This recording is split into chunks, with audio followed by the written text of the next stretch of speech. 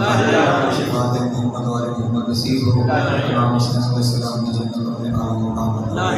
لاکھوں لوگوں کی ایک ہی دعا ہمارے سے زمانہ کا ضرور جلد ہو جائے، ہم اور لوگوں کو شاطر و شمار ہو، امام کی قربت نصیب سے دوری نصیب ہو، آپ میں خیر ہو، بلائے جھوکا کے ساتھ اللہم کن لولیک الحجۃ القدس صلوات اللہ علیہ وعلی آبائہ فی هذه الساعة وفي كل ساعة من ساعات الليل والنهار وليا وحافظا وقائدا وناصرا ودليلا وعينا حتى تصبحه وتقوى وتمتعه فيها طويلا اللهم صل على محمد وعلى محمد واجعل فرجهم وسائر لهم وارزقهم من الجن والانس من الاولين والاخرين يا كاشف الكرب يا مجيد حسين علیہ السلام اکشف کربی وکرب المؤمنین بحق اخیک حسین علیہ السلام۔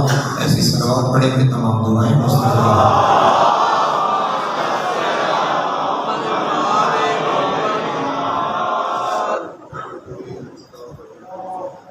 صلوات پڑھیں اور بابا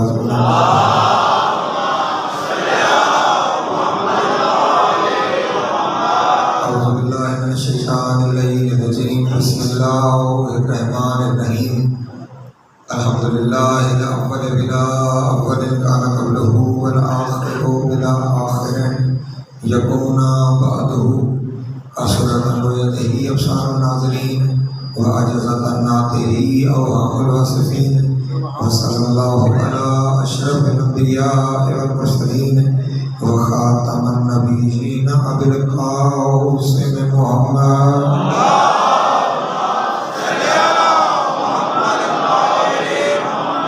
وآلہ الطیبین الطاہرین المعصومین الشرفاء الذین اذهب اللہ عنہم الرجس وطہرہم تطہیرا۔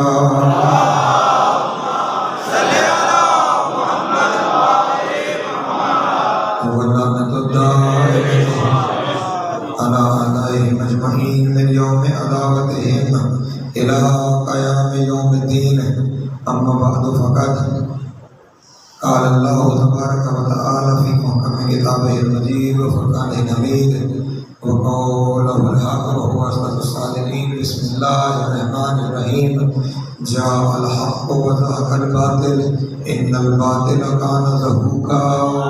صلوات اللہ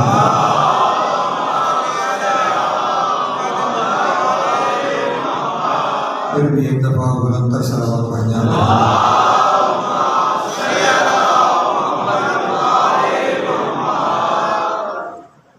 بارے دیگر بلند تر صلوات۔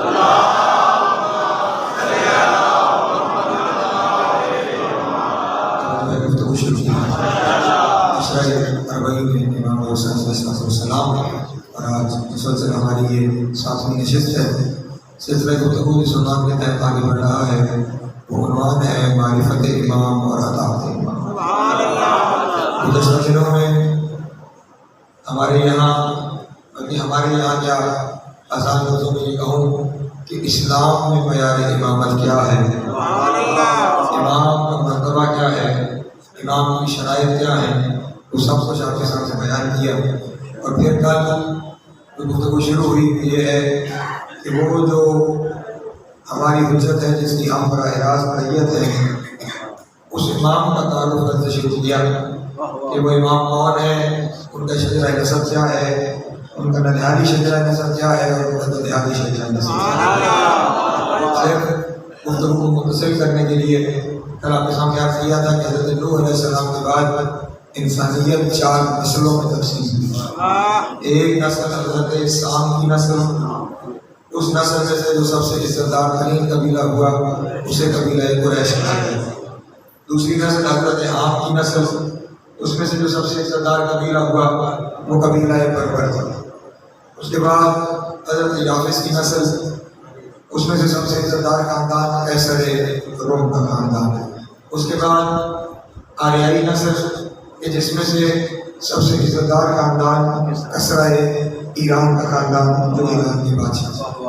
ہمارے 5 ائمہ کی پاکیزہ عزتدار نمائیں حضرت سام کی اولاد میں قبیلہ قریش، جناب فاطمہ بنت اسد سلام اللہ علیہا، جناب سیدۃ النساء العالمین سلام اللہ علیہا،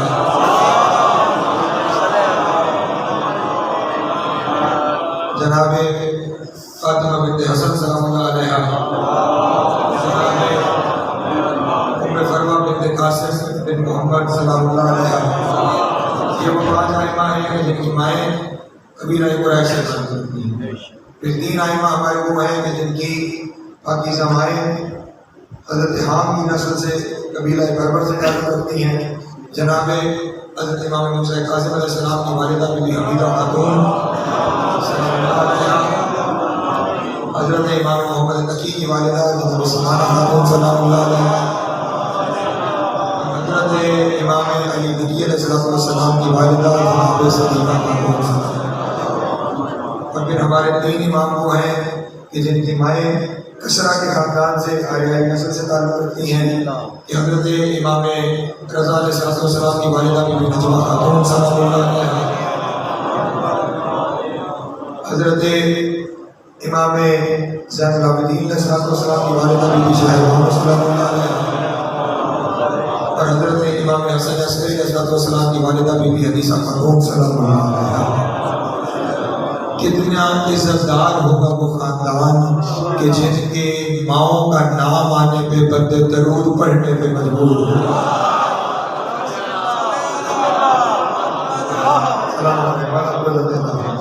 کیا کہنے اس کا کہ جن کی پاکیزہ ماؤں کے نام آئے درود زبان سے جاری ہے۔ یہی دنیا والوں کو ہم پیغام دینا چاہتے ہیں۔ یہ جو گھر ہے نا، اس گھر کی مسکرات کا نام آئے نگاہیں جھکتی ہیں، زبان سے درود جاری ہوتا ہے۔ انہیں ان کے ساتھ نہ ملاؤ جن کی ماؤں کے گھروں پہ جھنڈے لگے ہوئے ہیں۔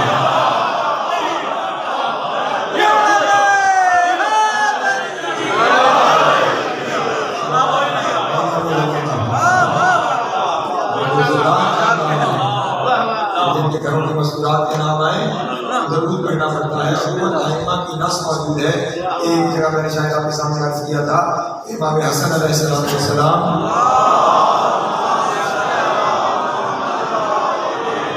دربار شام میں اپنا تعارف کروا رہے تھے۔ وہ تعارف کرواتے ہوئے ارشاد فرمایا، انا ابن محمد المصطفیٰ، انا ابن علی المرتضیٰ، انا ابن خدیجہ الکبریٰ، انا ابن فاطمہ الزہراء۔ تو بندے نے اٹھ کے کہا کہ آپ کا پہلا خاندان دیکھا ہے کہ جو باپ کے ساتھ اپنی ماں کے نام سے تعارف کرواتا ہے۔ آپ کے بابا خیبر میں آئے تھے تو انہوں نے کہا تھا سما اپنی امی ہے تیرا، میری ماں نے میرا نام ہے۔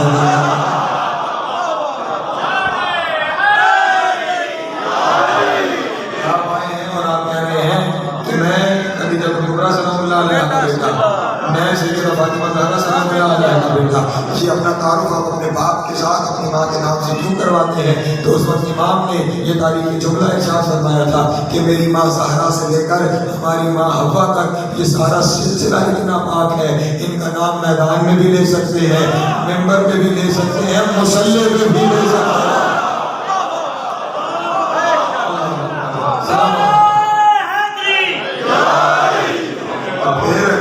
اس گھرانے کی جو جدہ ہے، جدہ جناب سیدہ، وہ تو اتنی پاک ترین خاتون ہے، وہ اتنی طاہر و مطہر خاتون ہے، وہ اتنی عزت مآب خاتون ہے کہ 1.25 لاکھ نبیوں میں سے صرف 5 اولي العزم نبیوں کو اس کا نام لے کر وہ بھی دعا کرنے کی اجازت ملی۔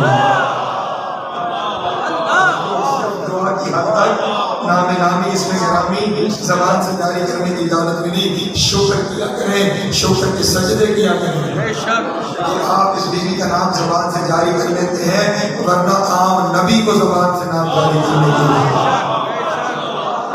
کرم ہے اس گھرانے کا آپ پر، اور یہ کرم صرف ان کے لیے ہے جن کی زبان پہ ولایت جاری ہے،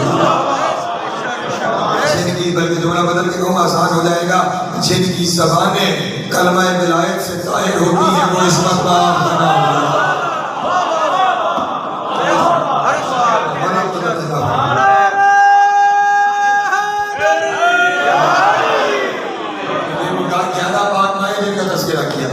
اور ایک ماں خاندان کشر روم سے، میرے آقا و مولا کی عزت دار آج کے دن کا یہ عبادت آپ کے ساتھ کہ آپ کے سامنے بیان کروں گا کہ یہ عزت ماں بی بی کہاں روم اور کہاں مدینے کے بانی وہاں یہ بی بی پہنچی کیسے کن رسموں سے گزر کر یہ بی بی آقا و مولا تک آئی ہے.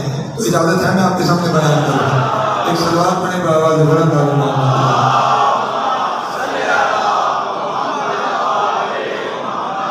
یہ ان دنوں کی بات ہے کہ جب امام علی نقی علیہ السلام کو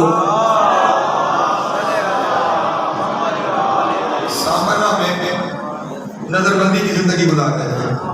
اس نظر بندی کے دور میں امام کے ساتھ ایک امام کا غلام تھا جس غلام کا نام تھا کافور. کیا نام تھا غلام کا؟ کافور. اس غلام کافور کو ایک دن عشاء کے بعد بلایا اور بلا کے کہا کہ کافور باہر جاؤ اور چند گھر چھوڑ کر ایک شخص رہتا ہے جس کا نام مختلف کتابوں میں مختلف لکھا ہوا ہے, کہیں بشر بن سلیمان, کہیں بشیر بن سلیمان, کہیں بشر بن سلیمان. بہرحال جو آپ آسانی سے سمجھتے ہیں وہ میں آپ کے سامنے نام دے دیتا ہوں, بشر بن سلیمان. اسے جاؤ اور اسے بلا کر لے آؤ, ہم نے اسے کچھ بات کرنی ہے. کافور رات کے اندھیرے میں گھر سے نکلا, بشر بن سلیمان کے دروازے پہ گیا, دک بات کیا. بشر بن سلیمان باہر آیا تو اسے امام کا پیغام دیا کہ امام وقت تمہیں یاد کر رہے ہیں, فوراً ابھی امام کی خدمت میں حاضر ہو جاؤ. یہ بشر بن سلیمان فوراً نالائن گری سنبھالی, اپنے گھر سے نکلا, امام کی خدمت میں حاضر ہوا. اب اس بشر بن سلیمان کا تھوڑا سا تعارف سن لیں. یہ بشر بن سلیمان جو ہے رسول کے ایک عظیم صحابی تھے, حضرت ابو ایوب انصاری. یہ بشر بن سلیمان حضرت ابو ایوب انصاری کی نسل سے. ابھی وقت ہوا تو مجھے آپ لوگ یاد کروائیں گے تو میں حضرت ابو ایوب انصاری کا بھی پورا تعارف آپ کے سامنے بیان کروں گا. یہ عام ہستی نہیں ہے, یہ امین ہے, بہت بڑا امین. صحابہ کے بارے میں کچھ سننا ہے تو ہم سے سنا.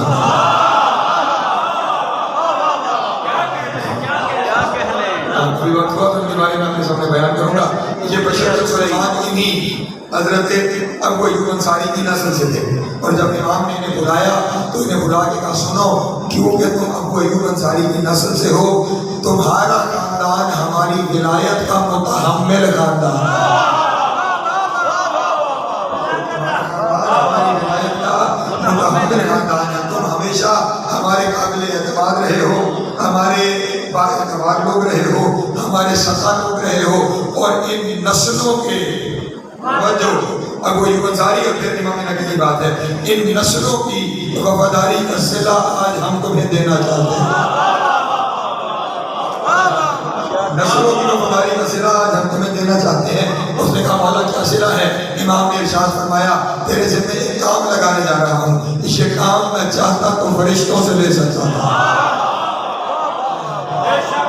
کام چاہتا تو فرشتوں سے لے سکتا تھا, کام اتنا پاکیزہ ہے, لیکن یہ فضیلت میں تجھے دینے جا رہا ہوں کیونکہ یہ فضیلت اولین و آخرین میں صرف تجھے ملی ہے, اور یہ تیری نسل کے لیے قابل عزت اور قابل فخر فضیلت ہو جائے گی. اس نے کہا پھر مولا حکم فرمائیے, تھوڑی دیر کے لیے بیٹھ جا.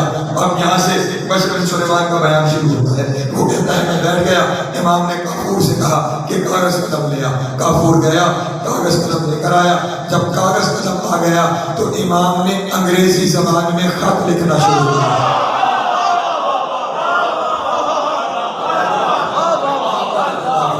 امام نے انگریزی زبان میں خط لکھنا شروع کیا. 2 تقریریں پہلے یا 3 تقریریں پہلے بتا چکا تھا امام زبانوں کا محتاج نہیں ہوگا, اور جو زبانوں کا محتاج ہو وہ امام نہیں ہوگا.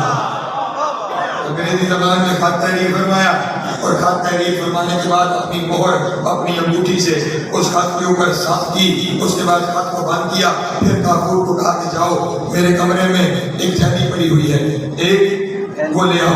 وہ لے کر آیا تو اس کے اندر بشر بن سلیمان کو بتایا اس کے اندر 220 درہم ہیں. 220 درہم. اب امام نے وہ تھیلی بھی بشر بن سلیمان کو دی, وہ خط بھی بشر بن سلیمان کے. توجہ میری جانب رکھیے گا, تسلسل کی گفتگو ہے نا, تسلسل ٹھیک ٹائم آئے جانے پہ میرا ذہن بھی بکھر جائے گا, آپ کو بھی لطف نہیں آئے گا, یہ بچے بھی بے مزہ ہو جائیں گے. تھیلی بھی حوالے کر دی, خط بھی حوالے کر دیا, اور اس کے بعد کہا کہ بغداد چلے جاؤ. جب تم بغداد پہنچو گے تو وہاں تم دیکھو گے کہ دریائے دجلہ کے کنارے کچھ کشتیاں آ کر لنگر انداز ہوں گی. ان کشتیوں میں پردہ فروش ہوں گے کہ جو کچھ قیدی کنیزیں اور غلام لے کر آئیں گے وہ دجلہ کے کنارے ان کنیزوں اور غلاموں کو لوگوں کے درمیان فروخت کرتے رہیں گے. اور بغداد کے لوگ بھی اور دور دور سے آئے ہوئے لوگ بھی اپنی اپنی حسب ضرورت غلام اور کنیزیں خریدتے رہیں گے. تم بھی وہاں پر کھڑے ہونا اور اس سارے خرید و فروخت کے منظر کو دیکھتے رہنا. بہت ساری کشتیاں ہوں گی, ساری کشتیوں میں سے پریشان تو نہیں ہو رہا ہوگا, ساری کشتیوں میں سے لوگ غلام کنیزیں بکتے رہیں گے. آخر میں ایک کشتی رہ جائے گی, اس کشتی میں سے بھی غلام اور کنیزیں بکتے رہیں گے. لیکن اس کشتی میں ایک بیوی ایسی ہوگی جو کئی چادروں میں لپٹی ہوئی ہوگی. ایک بیوی ایسی ہوگی جو کئی چادروں میں لپٹی ہوئی ہوگی, اور وہ بیوی ایسی ہوگی کہ کسی کی جو بھی کنیز غلام دیکھنے آ رہا تھا نا خریدنے کے لیے, وہ بیچنے والے کو کہتا تھا اس کا چہرہ دکھاؤ, اور اس کے بعد وہ قیمت ادا کر کے اس کنیز کے غلام کو لے جاتا تھا. امام نے ارشاد فرمایا لیکن وہ جو مستور ہوگی اس کا اتنا روب و جلال ہوگا کہ کسی کی جرأت نہیں ہو سکے گی کہ کوئی کہے کہ یہ اپنا چہرہ دکھایا. کسی کی جرأت نہیں ہو پائے گی کہ کوئی کہے کہ یہ اپنا چہرہ دکھائے, اور کسی کی جرأت نہیں ہو سکے گی کہ وہ اس کے قریب آئے. سب کنیزیں اور غلام فروخت ہو جائیں گے, لیکن وہ اپنی جگہ پہ قائم رہے گی. آخر میں ایک شخص آئے گا جو آ کر یہ کہے گا کہ میں اس مستور کو 300 سونے کے درہم کے بدلے خریدنا چاہتا ہوں. جب 300 سونے کے درہم وہ بندہ قیمت لگائے گا, اس وقت پہلی دفعہ وہ بیوی اپنی زبان سے بولے گی, اور وہ بول کر کہے گی تو 300 سونے کے درہم کی بات کرتا ہے, تو ملک سلیمان لے آ, وہ بھی میری ٹھوکروں میں.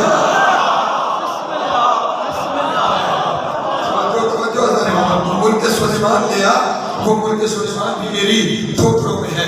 جب کوئی کامیاب نہیں ہو پائے گا اس وقت وہاں چلا جانا, اس بردہ فروش کو میرا خط دینا اور اسے کہنا کہ وہ خط اس بیوی کو دے دے. پھر جب وہ بیوی خط پڑھ لے, پھر اگر وہ بیوی آمادہ ہو جائے تو یہ قیمت دے کر اس بیوی کو لے آنا.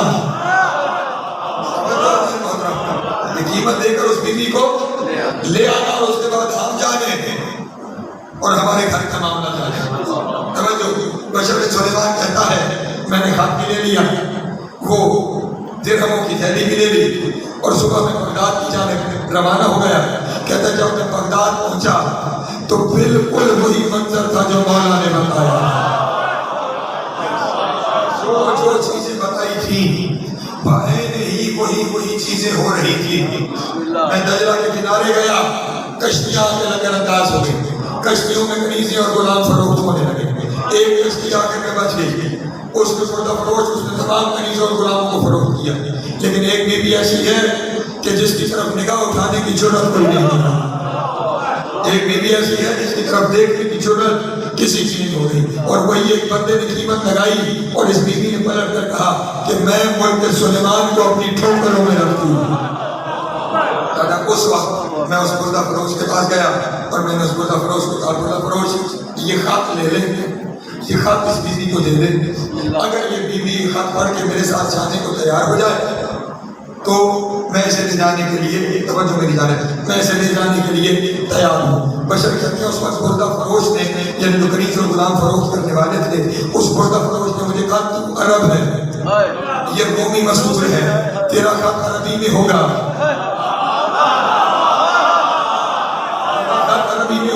یہ رومی مذکور ہے, یہ میرا خط پڑھے گی کیسی؟ بشر بن سلیمان نے کہا جس نے خط دے کے بھیجا ہے نا وہ جانتا ہے کس زبان میں بھیجنا ہے, اس کو کس زبان میں بھیجنا ہے. بردہ فروش نے انگریزی زبان میں خط دیکھا, پریشان ہوا, اسے تو سمجھ کچھ نہ آئی. اس نے وہ خط اس بی بی کے حوالے کر دیا. بی بی نے جیسے ہی خط دیکھا آنکھوں سے آنسو جاری ہو گئے. خط کو چوما, آنکھوں سے لگایا, ماتھے سے لگایا, سینے سے لگایا, اور اب اس بردہ فروش سے عربی زبان میں مخاطب ہو کے کہا, عربی زبان میں مخاطب ہو کے کہا, اس نے کہا سن یہ جو آ گیا ہے نا مجھے اس کے ساتھ بھیج, اور اگر انہوں نے نہ بھیجا تو سمجھ میری زندگی ختم ہو گئی, جہاں سے بعد میں زندہ نہیں رہ پاؤں گی. اس وقت توجہ فرمائیے گا، مردہ فروش سے پوچھا کتنی قیمت لینا چاہتا ہے؟ اس نے وہی قیمت مانگی جو امام نے دے کے بھیجی، قیمت دے کے بھیجی، وہی قیمت مانگی، قیمت اس کے حوالے کی۔ اب یہ کہتا ہے کہ رات ہو گئی تھی تو میں نے بغداد میں ایک کمرہ کرائے پہ لیا ہوا تھا، میں وہاں پر آیا، میں نے اس بیوی کو اس کمرے میں رکھا اور خود میں اس کمرے کے باہر حفاظت کے لیے توجہ بیٹھ گئے۔ کہتے لیکن اب تھوڑی دیر بعد نا مجھے کمرے سے رونے کی آتی، کہتا آ کر میں نے پردہ ہٹایا، میں نے کہا بیوی کیوں رو رہی ہوئی؟ کہتا میں نے دیکھا ایسے ہی نہیں رو رہی، وہ خط اس کے پاس چومتی ہے، سینے سے لگاتی ہے، رخساروں سے لگاتی ہے اور پھر روتی ہے۔ کہتا میں نے بیوی سے کہا بیوی جس نے خط لکھا ہے اسے جانتی نہیں، پھر اس کے خط سے اتنی محبت، اسے جانتی نہیں اور پھر اس کے خط سے اتنی محبت۔ کہتا اس وقت بیوی نے مجھے فوراً ارشاد فرمایا یا ضعیف عن المعرفت اولاد الانبیاء، اور نبیوں کی اولاد کی معرفت سے محروم، تو جانتا نہیں میں کون ہوں۔ تو جانتا نہیں میں کون ہوں۔ کہتا اس وقت میں نے بی بی سے کہا بی بی پھر ارشاد فرمائیے آپ کون ہیں اور کہاں سے آئی ہیں؟ کہتا ہے اس وقت اس بی بی نے مجھے کہا سن، مجھے نہ کنیز سمجھنا نہ مجھے عام مزدور سمجھنا، میں کیسر روم کی پوتی ہوں، روم کے بادشاہ کیسر کی پوتی ہوں۔ کہتا ہے میرے جسم سے لرزہ طاری ہو گیا، میں نے کہا اگر آپ کیسر روم کی پوتی ہیں تو کیسر روم کی پوتی کہاں، کنیز کہاں، یہاں تک کیسے آ گئی؟ کہتا اس وقت اس بیوی نے بیان کرنا شروع کیا، اجازت ہے میں پڑھ دوں آپ کے ساتھ؟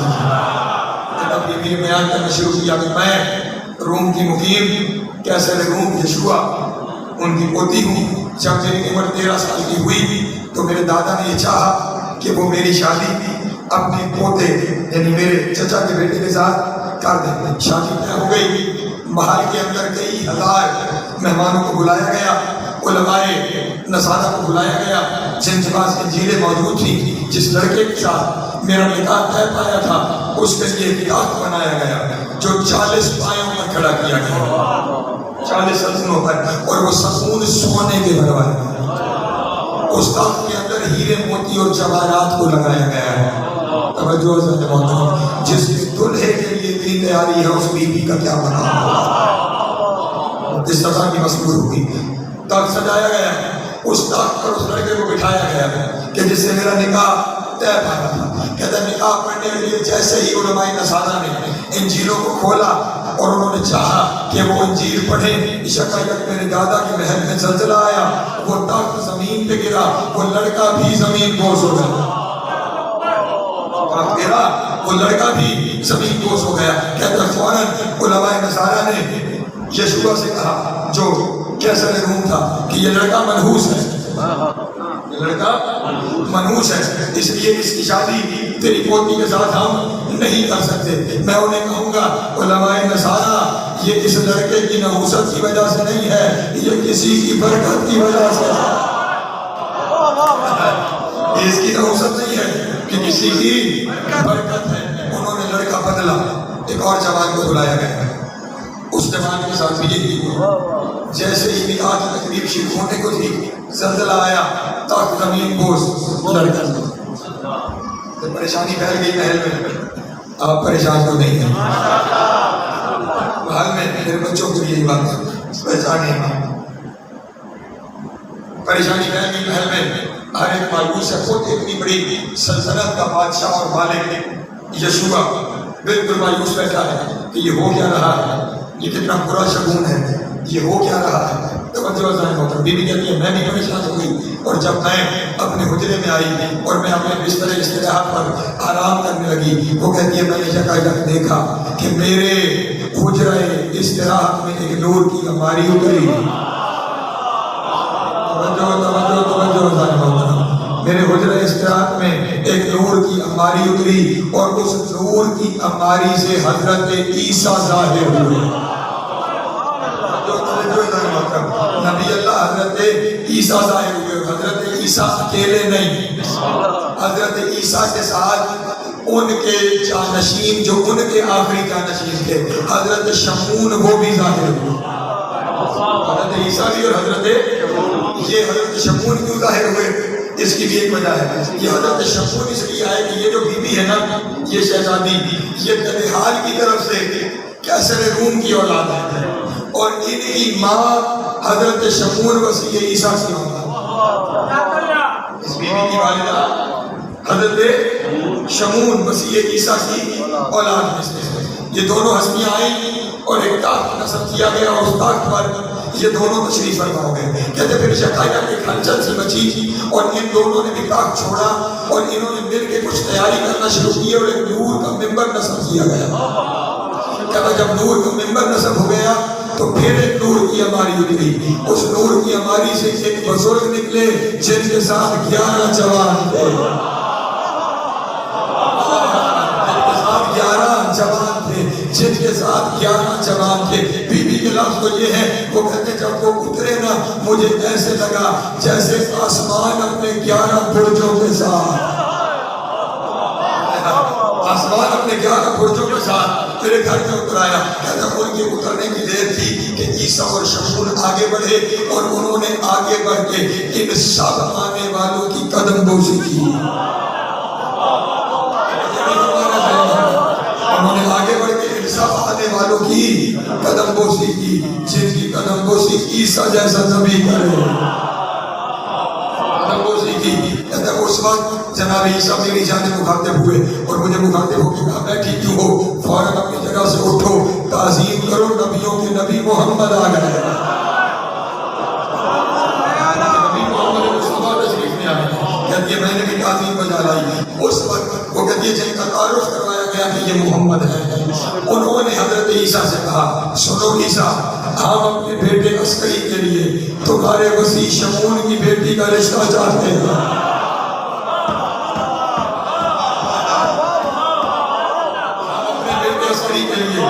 تمہارے وسیع شمون، بلکہ جملہ بدل کے کہوں، رسول نے شاید کیوں کہا ہوگا ہم اپنے وسیع علی کے بیٹے کے لیے،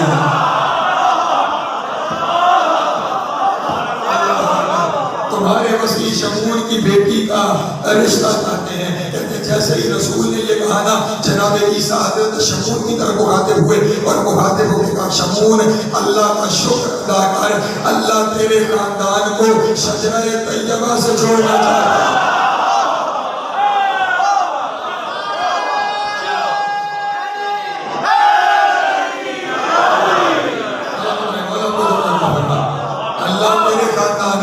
شجرہ طیبہ سے جوڑنا چاہ رہا ہے، شجرہ طیبہ سے جوڑنا چاہ رہا ہے، شجرہ طیبہ سے جوڑنا چاہ رہا ہے۔ کہتے ہیں جیسے ہی جناب عیسیٰ نے حضرت شمون سے کہا نا کہ تجھ پہ کرم ہو رہا ہے، اللہ تیرے خاندان کو شجرہ طیبہ سے جوڑنے جا رہا ہے، اس وقت شمون نے سجدہ شکر ادا کیا، اور سجدہ شکر ادا کر کے کہا نبی اللہ چھوڑو، اللہ کا نبی کہہ رہا ہے مجھے وہ بات قبول ہے، مجھے وہ بات قبول ہے۔ کہتے ہیں ادھر سے شمون نے اس رشتے کو قبول کیا، ادھر سے امام عسکری کے وکیل رسول خدا بنے،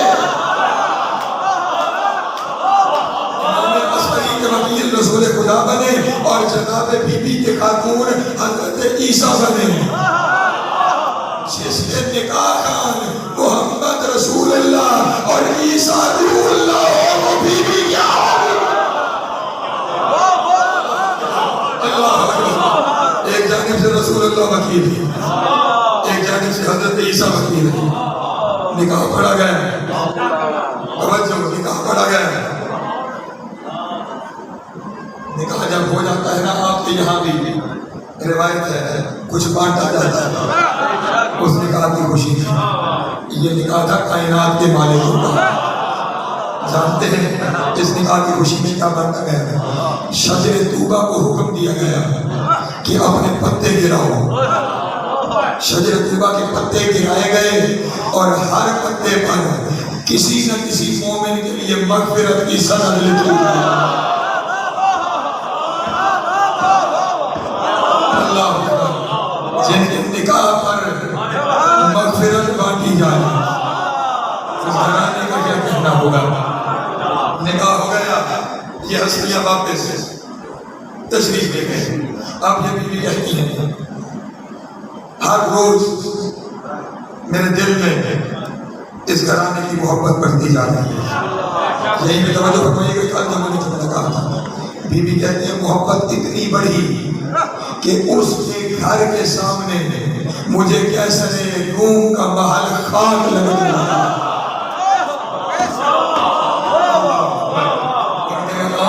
मुझे कैसरे रूम का महल खाक दिखाई देने लगा और अब मैं इस इंतजार में थी कि क्या गुनाह है अपनी मंजिल मखसूस पर पहुंचूं। तब वहां पहुंचूं जिनके लिए मुझे बनाया गया, जिनके लिए मुझे खल्क किया गया है। कहता वक्त गुजरता रहा, वक्त गुजरता रहा, मेरी तड़प में इजाफा होता रहा। इस तड़प के इजाफे को समझिएगा, मेरी तड़प में इजाफा होता रहा। क्या मेरी कहती है जब मेरी तड़प मेरे बस से बाहर हो गई ना, उस दिन मैंने देखा मेरे हुजरे में जनाब मरियम तशरीफ, हुजरे में जनाब मरियम, बतूल बीबी, ताहिरा बीबी, मुस्तफा बीबी, इज्जतनाक बीबी, जनाब मरियम तशरीफ आई। जैसे ही जनाब मरियम आई मैं उनकी ताज़ीम के लिए उठी। उन्होंने कहा नाना मेरी ताज़ीम के लिए ना उठ, वक्त नहीं है, मैं खुद किसी की ताज़ीम के लिए आई।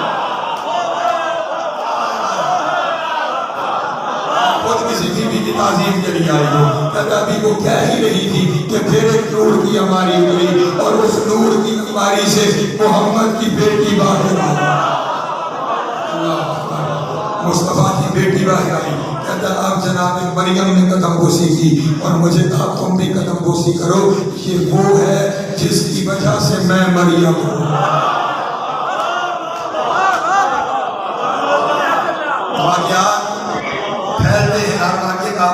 रब्त होता है, सारे बयान करें तो फिर वक्त इसी से अंदर गुजर जाए।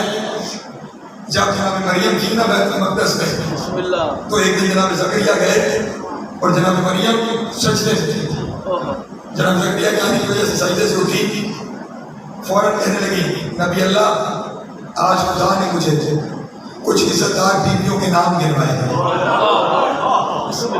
कुछ इज़्ज़तदार बीवियों के नाम गिनवाए हैं। उन नामों में एक नाम मेरा भी था, नामों में एक नाम मेरा भी था। लेकिन नबी अल्लाह उन बीवियों में एक नाम ऐसा था कि जब वो नाम मेरे सामने दिया गया मुझे ऐसे लगा मेरा दिल उनकी मोहब्बत से सरशार हो गया है और मैं सजदे में चली गया, मोहब्बत से सरशार हो गया और मैं सजदे में चली गई। कहती उस वक्त जनाब ज़करिया ने मुझे कहा कि ये वो बीबी है कि जिसका नाम लेने की इजाजत भी हमें नहीं है और तू शुक्र कर कि तुझे उसका नाम बताया गया और उससे बड़ा शुक्र कर कि तेरे दिल में उसकी मोहब्बत उतर आई है। ये वो इज़्ज़तदार और महबूबा बीबी है। क्योंकि अब जनाब मरियम ने मुझे तारुफ करवाते हुए कहा यही तेरी माँ है, यही तेरी माँ है, वो जिसके साथ तेरी निस्बत तय पा गई है ना, जो इसकी इज़्ज़तदार माँ है, इज़्ज़तदार माँ है। कहते उस वक्त मैंने बीबी से कहा बीबी आपने जो अपने शहजादे के साथ मेरी निस्बत तय कर दी है और मैं अभी तक यहाँ बैठी हुई हूँ, मैंने अपनी मंजिल तक जाना है, मैंने वहाँ तक पहुँचना है। क्योंकि उस वक्त शहजादी ने इरशाद फरमाया मैं इसीलिए आई हूँ ताकि तुझे अपने जज का दीन तालीम करूँ। इस महल में तो सारा है ना सारे, मैं तुझे अपने जज का दीन तालीम करूँ। कहता उसके बाद जनाब सैयदा ने मुझे रसूलुल्लाह की सारी शरीयत की तालीम दी और जब मुझे सारी तालीम मिल गई सैयदा ने मुझे सीने से लगाया, सीने से लगाया और सीने से लगाने के कहा आज के बाद वो जिससे तेरी निस्बत तय हो गई है ना वो हर रोज तुझसे मिलने आएगा। निकाह हो चुका है नबी अल्लाह, निकाह हो चुके हैं, वो हर रोज तुझसे मिलने आएगा। बीबी फरमाती है उसके बाद हर रोज इमाम अस्करी मुझसे मुलाकात करने के लिए तशरीफ लाते रहे। और अब यहाँ पे समझिएगा क्या मकाम है इमामत है। क्योंकि एक दिन इमाम ने मुझे कहा सुन अगर हमारे तक पहुँचना है तो फिर भाग के दरिया से गुजरना। ये कोई रूहानी मुलाकातें हैं जो जारी है, लेकिन जिस्मानी तौर पर अगर हमें आना है तो फिर भाग के दरिया से गुजरना है। अब मैंने पूछा इरशाद फरमाइए क्या करना होगा, मैं हर कुर्बानी देने के लिए तैयार हूँ। उस वक्त इमाम ने ये इरशाद फरमाया कि कल तुम्हारा दादा एक लश्कर मुसलमानों से लड़ने के लिए रवाना करेगा, तुम उस लश्कर की कनीजों में कनीज बन के शामिल हो जाना। जो शहजादी शहजादी शहजादी तुम اس لشکر میں کنیز بن کر شامل ہو جانا، اور جب تو لشکر مسلمانوں سے لڑے گا تو وہ شکست کھا جائے گا، اور تمہیں قیدی بنا کر کنیزیں بنا دیا جائے گا، اور تمہیں فروخت کرنے کے لیے دجلہ لے آیا جائے گا۔ دجلہ تک پہنچ گئی، پریشان نہ ہونا، ہمارا نمائندہ آ جائے گا۔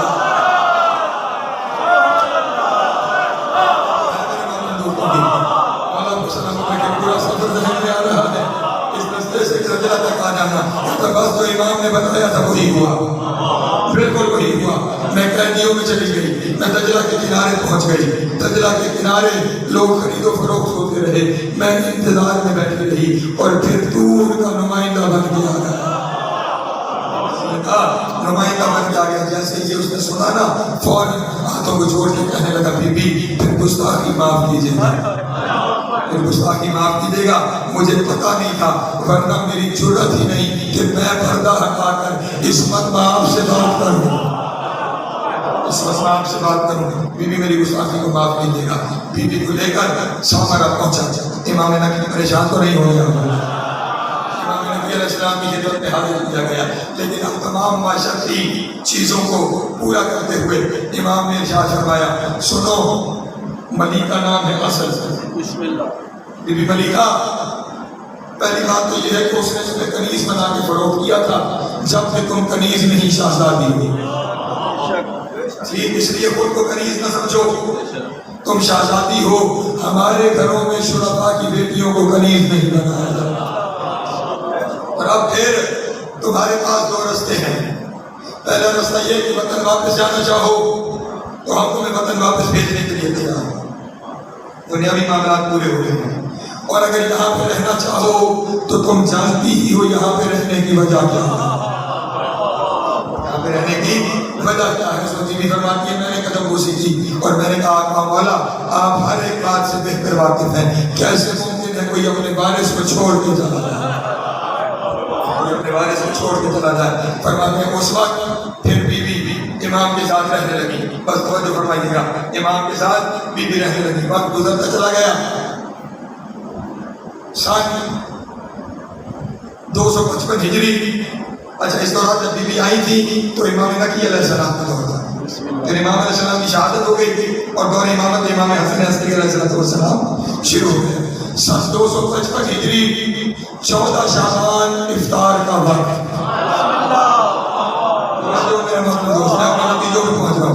سن 255 ہجری 14 شعبان افطار کا وقت۔ افطار کیسی آپ کہیں گے، افطار تھوڑی، اہل بیت کے گھر میں 13، 14 اور 15 رجب، 13، 14 اور 15 شعبان کے روزے رکھے جاتے ہیں، وہ نیمہ رجب کے روزے اور یہ نیمہ شعبان کے روزے، اور انہی روزوں کے دوران ہمارے یہاں ایک اعتکاف قائم ہے، اور عام طور پر اعتکاف لوگ بیٹھتے ہیں رمضان میں، ٹھیک، اعتکاف اور رمضان کا آپس میں کوئی تعلق نہیں ہے، تعلق ہے اعتکاف اور روزے کا۔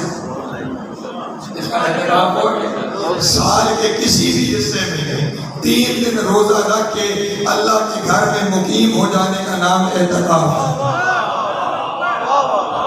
کون جائے میرے دوستوں، سال کے کسی بھی حصے میں 3 دن روزہ رکھ کر اللہ کے گھر میں مقیم ہو جانے کا نام اعتکاف ہے، اور کائنات کا سب سے افضل اعتکاف ہے 13، 14 اور 15 رجب کا اعتکاف، جو علی کی ماں نے کعبے میں کیا تھا۔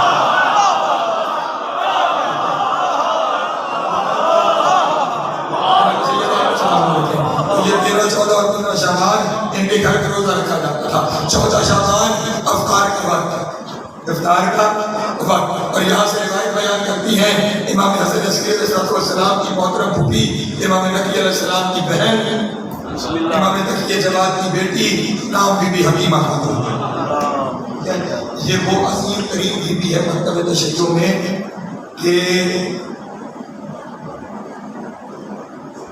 امام عسکری علیہ السلام کی شہادت کے بعد امام زمانہ کی ابتدائی غیبت کے دوران یہ وہ بی بی ہے جس کی جانب لوگ رجوع کیا کرتے تھے، جیسے جناب زینب کی طرف لوگ رجوع کرتے تھے، فقیہ اہل بیت، اس بی بی کا لقب ہے۔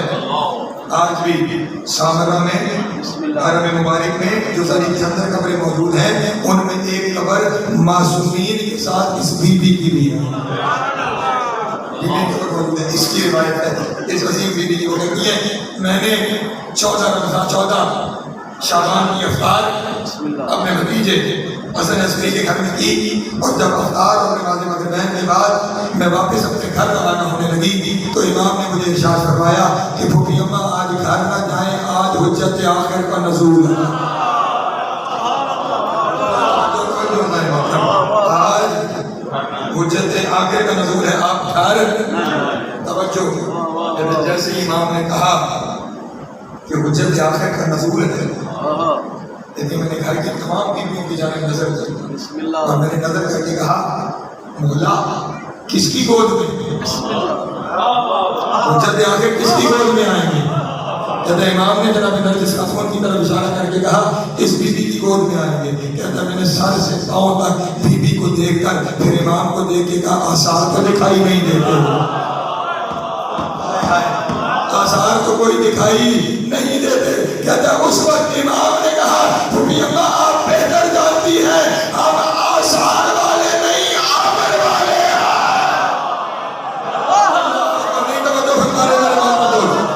ہم آثار والے نہیں ہیں ہم عامر والے ہیں. اور یہ میں اپنی طرف سے نہیں کہہ رہا کسی نے دیکھنا ہو شیخ صدوق کی کتاب کمال الدین و اتمام النعمہ اس میں جا کے دیکھیے گا بلکہ وہاں پہ تو امام کا لمبا بیان ہے. امام نے ارشاد فرمایا کہ ہم اس طرح نہیں آتے جس طرح دنیا والے آتے ہیں. نہ ہم بطون مادر میں ہوتے ہیں نہ ہم ویسے آتے ہیں جیسے دنیا والے آتے ہیں. ہم اللہ کا نور ہے اور نور کے بارے میں اس نے کہہ رکھا ہے جب مصطفیٰ کے بارے میں کہا ہے نا کہ اس کی اتباع بھی کرو اس کی نصرت بھی کرو تو ساتھ ہی ارشاد فرمایا وَاتَّبَعُوا النُّورَ الَّذِي أُنزِلَ مَعَهُ اس نور کی اتباع کرے جس کو ہم نے اس کے ساتھ نازل کیا. دوستوں جی جو ہے اللہ نے کرامی اور جملے سمجھیے گا میں اپنے لفظوں کی حرفوں کی سمجھ لے رہا ہوں. کہتے میں اس حجرے میں چلی گئی جس حجرے میں بی بی آنا فرماتی تھک گئے ہیں آپ لوگ حجرے میں بی بی آنا فرماتی کہتے میں وہاں چلی گئی اور جس بستر پر شہزادی تھی اس کے ساتھ والے بستر پر میں بھی آرام کرنے لگی. کہتے ساری رات میں بی بی کو دیکھتی رہی کوئی آثار نہیں تھے کوئی آثار. لیکن تہجد کی نماز کا وقت آیا میں بھی نماز کے لیے اٹھی بی بی بھی نماز کے لیے اٹھی لیکن وضو میں اپنا کرتی رہی دیکھتی میں اس میں دیکھتی میں اسے رہی اور پھر دل ہی دل میں خیال ہے آثار تو نہیں ہے. باہر سے پھر آواز ہے پھوپھی اماں ہم آثار والے نہیں ہیں. پھر ہم دونوں مصلی پہ آ گئے. توجہ ہم دونوں مصلی پہ آ گئے. کہتے ہیں میں نے بھی نماز شروع کر دی بی بی نرجس خاتون نے بھی نماز شروع کر دی. توجہ میں نماز بھی پڑھتی رہی ہر نماز کے بعد اسے بھی دیکھتی. کہتے جب ہماری نماز بالکل اختتام کے قریب پہنچی نا اور مجھے یہ اندازہ ہوا کہ اب فجر قریب ہے اور جو امام نے فرمایا تھا وہ ابھی تک پورا نہیں ہوا. کہتا میں نے دل میں سوچا باہر سے امام نے پکار کے کہا پھوپھی اماں جلدی نہ کرو.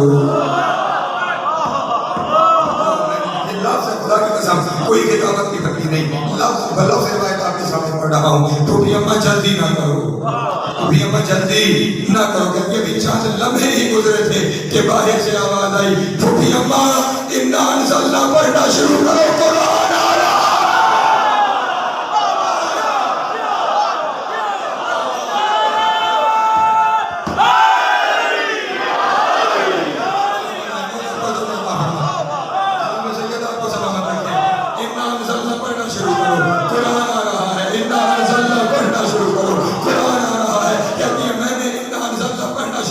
اور میرے اور اس بیوی کے درمیان توجہ میری جانب میرے اور اس بیوی کے درمیان نور کا ایک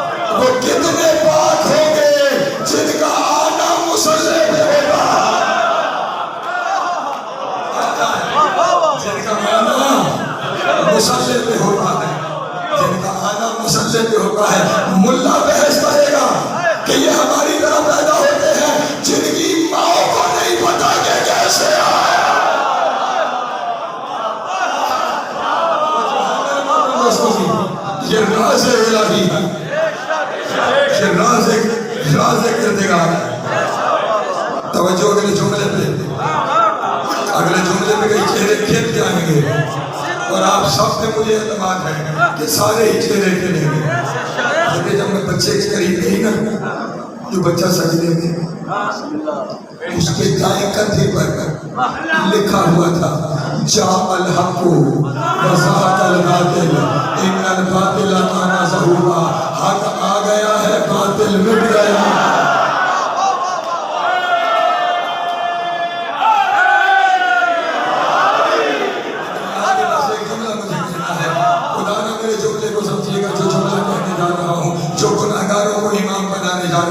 میرے جملے کو سمجھیے گا, میرے جملے کو سمجھیے گا.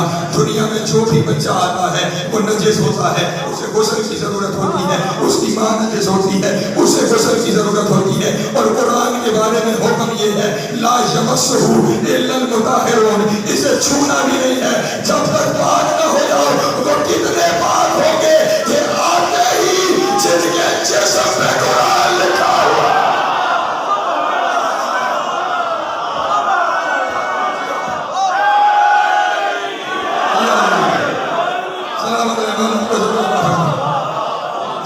جس میں ہر پر قرآن لکھا ہوا ہے, بلکہ جملہ بدل کے کہوں قرآن پر قرآن لکھا ہوا ہے. قرآن پر قرآن لکھا ہوا ہے. اور ابھی جس جملے کے بارے میں نے کہا تھا نا چہرے کھل جائیں گے, اور مجھے ہر ایک پہ اعتماد ہے کہ ہر ایک کا چہرہ کھل جائے گا. وہ کہتا ہے اس بچے نے سر سجدے سے اٹھایا, دو زانو ہو کر بیٹھا, وَأَوْمَا بِيَدِهِ الْجُمْلَةَ إِلَى السَّمَاءِ, اس نے اپنا دایاں ہاتھ اور ہاتھ کی انگشت شہادت آسمان کی طرف اٹھائی اور اس نے کہنا شروع کیا اشہد ان لا الہ الا اللہ وحدہ لا شریک لہ واشہد ان محمدا عبدہ ورسولہ واشہد ان علیٰ امیر المومنین.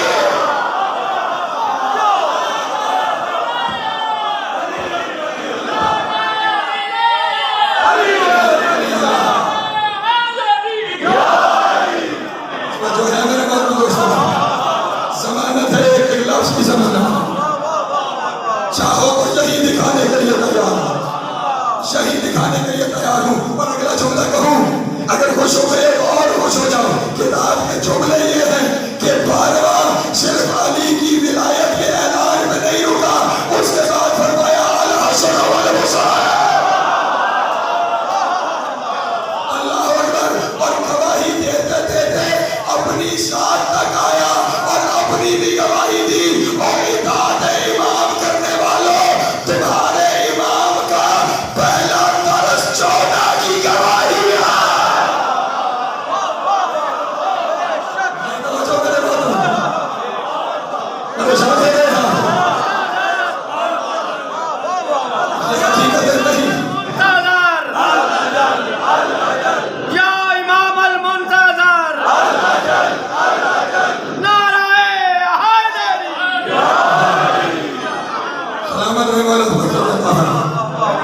تمہارے امام کا پہلا لفظ علی کی ولایت کی گواہی, امامت کی گواہی. توجہ, اس کا مطلب یہ ہوا حجت آخر نے آتے ہی سب کی گواہی دی ہے. پھر اچھی ریت وہ ہے جو اپنے آقا کی مانے.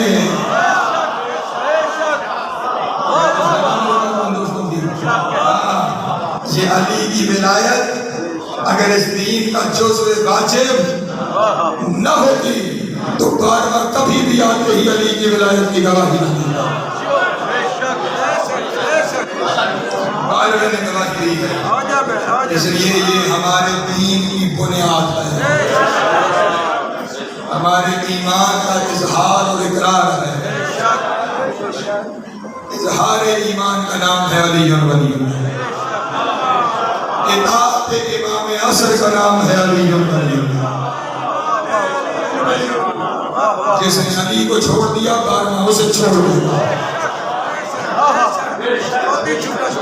جس کا علی سے تعلق نہیں اس کا 12ویں سے تعلق نہیں. ہاں, میں نے دعا پہلے سلسلے میں آپ کے سامنے ذکر کی ہے. وہ دعا کے جو امام نے فرمایا جب کنجر گردن پہ ہو تو اس وقت کرو. دعا دعا امام سے نصرت کی ہے، لیکن امام سے نصرت مانگنے سے پہلے کہا جاتا ہے یا محمد و یا علی علی یا محمد، اس کا مطلب بارہواں چاہتا ہے کہ میری یاد کے دوران بھی علی نہ بھولنے پائے،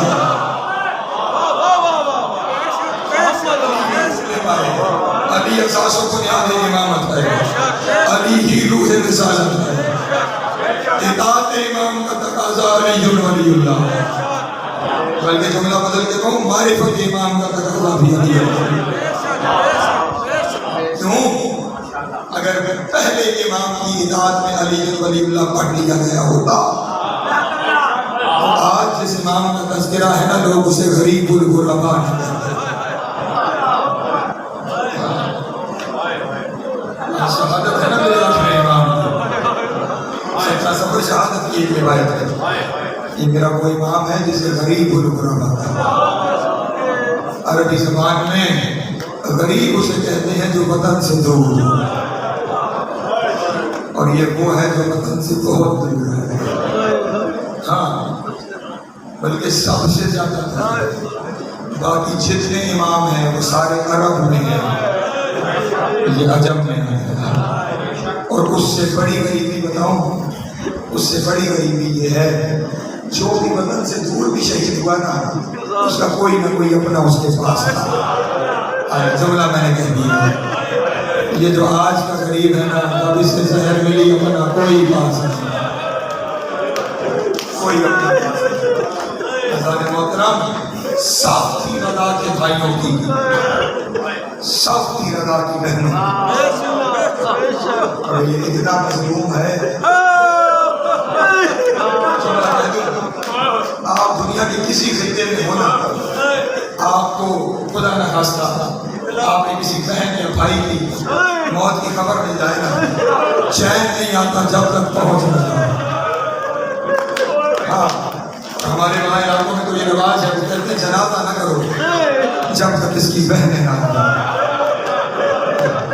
اور اگر بہن نے کسی دوسرے وطن سے آنا ہونا پھر بھی وہ کہتے ہیں جنازے کی جلدی ہے نا جنازہ کر دو لیکن قبر بند نہ کرنا، قبر میں اتنا حصہ کھلا رہنے دینا بہن بھائی کا چہرہ دینا، اور یہ جانتے ہو کتنا مظلوم ہے جنہوں نے ایران کی زیارت کر رکھی ہے نا، ایران کا کوئی شہر نہیں ہے جہاں اس کے کسی نہ کسی بھائی کی قبر نہ ہو، کسی نہ کسی بہن کی، انہوں نے نیشاپور کی زیارت کر رکھی ہے، نیشاپور میں ایک شہزادے کی قبر ہے جس شہزادے کا نام ہی وہاں لکھا ہوا ہے شہزادہ محروق، محروق نام نہیں ہوتا، جانتے ہو محروق کا مطلب کیا ہے؟ جسے زندہ جلا دیا،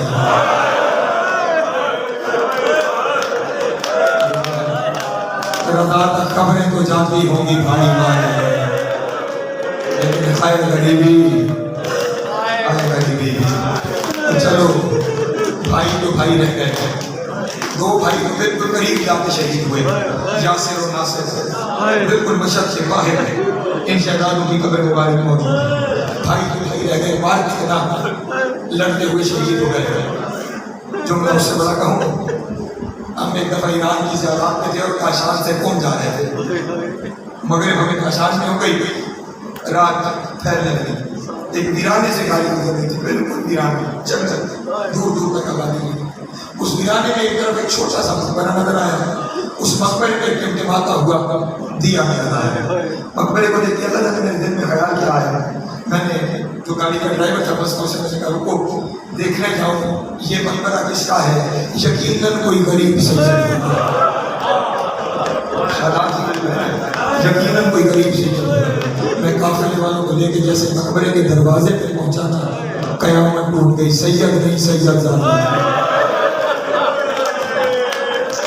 سید نہیں سید زادی تھی، اور لکھا ہوا تھا زینب بنت موسیٰ کاظم اخت امام علی رضا، موسیٰ کاظم کی بیٹی رضا کی بہن زینب، اللہ اکبر، دھاڑے نکل گئی ہماری ویرانے کو دیکھ کر جو 1400 سال بعد ویرانہ ہے، اس زمانے میں کیا عالم ہوگا، جنگلوں میں شہید ہو گئی رضا کی بہن اور بھائی،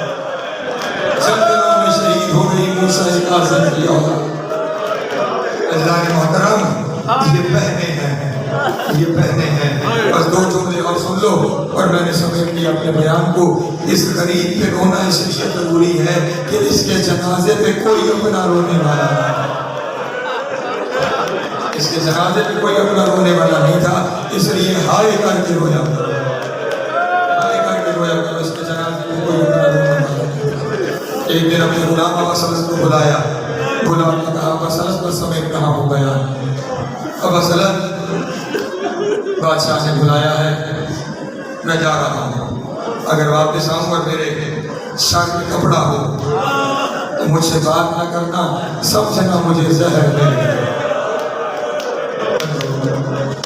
مجھے زہر مل گیا، بس میرے لیے بستر تیار کر دینا۔ امام گھر سے نکلے، بادشاہ سے باہر کے معمول کے باہر میں پہنچے، اس نے سامنے انگور رکھے ہوئے، امام سے کہنے لگا انگور تناول فرما۔ امام نے اس کی طرف دیکھ کے کہا میں نے تیرا کیا بگاڑا ہے، میرے تقی کو یقین کیوں کرتا؟ اور اس نے کہا میرے بارے میں حسن جان رکھیں، انگور تناول فرمائے۔ کہتے امام نے پہلا دانہ لیا اور ساتھ کہا انا للہ و انا الیہ راجعون۔